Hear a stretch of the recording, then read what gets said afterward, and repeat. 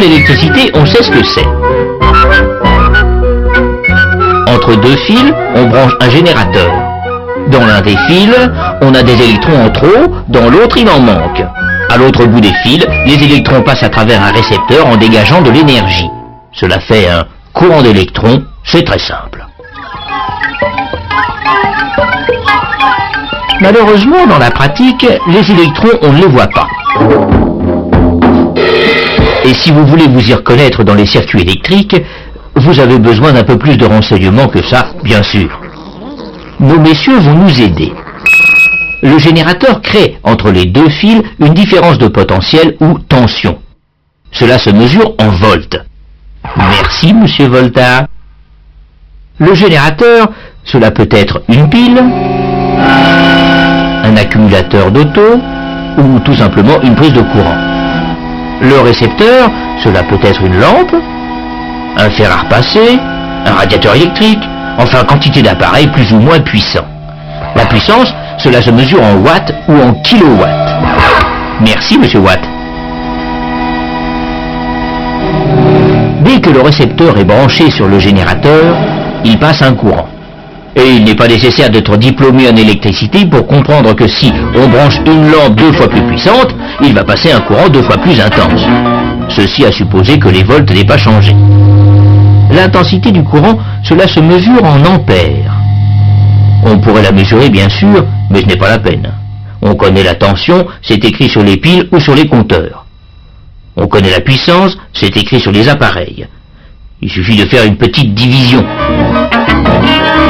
Intensité en ampères égale puissance en watts divisé par tension en volts.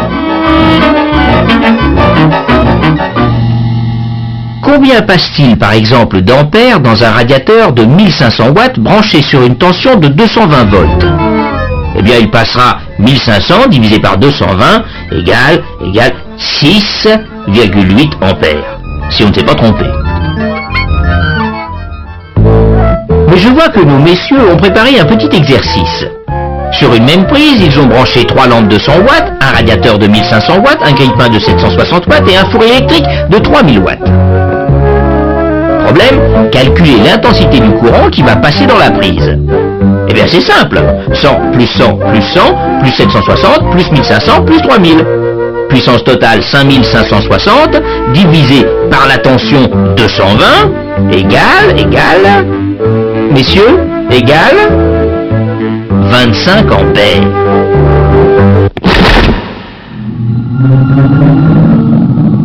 Eh bien non, il n'est rien passé du tout, ou plutôt il est passé tellement d'ampères que les fils ont chauffé. L'isolant a brûlé et le courant, trop content bien sûr, est passé directement. Il y a eu court-circuit. Nos messieurs ne connaissaient pas le disjoncteur. Votre radiateur chauffe, pourquoi? Parce que, à l'intérieur, le courant passe dans un fil qui a une certaine résistance. Pour la résistance des récepteurs, on a besoin d'un 4e mousquetaire, l'ohm, qu'on écrit oméga. Merci, monsieur Ohm. Cette résistance, on pourrait la mesurer, mais ce n'est pas la peine non plus, car cela se calcule très facilement. Résistance en ohm égale tension en volts divisé par intensité en ampères. Votre radiateur, qui laisse passer un courant de 6,8 ampères, aura une résistance de 32 ohms. Mais est-ce que c'est tellement intéressant de savoir cela? Oui, car les fils qui vont au radiateur, eux aussi, ont une certaine résistance. S'ils sont trop fins, trop longs ou en mauvais état, ils peuvent avoir la même résistance que le radiateur et ils vont dégager autant de chaleur que lui. Cela suffira largement à faire fondre l'isolant. Moralité, faites attention de ne pas faire passer trop d'ampères dans vos fils.